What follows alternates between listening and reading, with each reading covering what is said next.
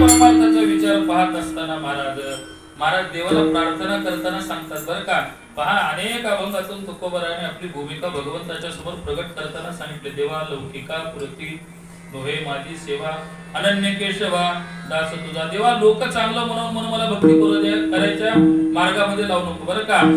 मला भक्ती करण्याकरता कसं केलं पाहिजे. एकविधा मी न धरू पालट न सोडू हे वाट सापडली. बाबा मला एकविध स्वरूपाची असणारी तुझी असणारी साधना, तुझं असणारं चिंतन, लौकिका पुरता असणारी मला साधना करायची आहे. आणि त्या अनुषंगाने जगद्गुरु तुकोबारायांना परमार्थिक स्वरूपाचा संताचा जो असणारा अनुभव असतो.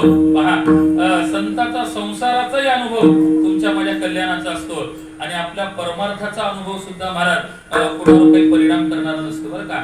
पहा, संताचा संसाराचा सुद्धा असणारा अनुभव महाराज जगाच्या कल्याणाकरता असणारा कारणीभूत ठरत असतो. म्हणून त्या पद्धतीनं तुकाराम महाराजाला पारमार्थिक स्वरूपाच्या अवस्थेमध्ये महाराज आरूढ झाल्यानंतर काही अवस्था जीवनात केव्हा प्राप्त होती हो. आपल्याला सारखं मुखातून भगवंताचं नामस्मरण बाहेर पडणं. महाराजांची भाषा पहा, थोडं बारकाईने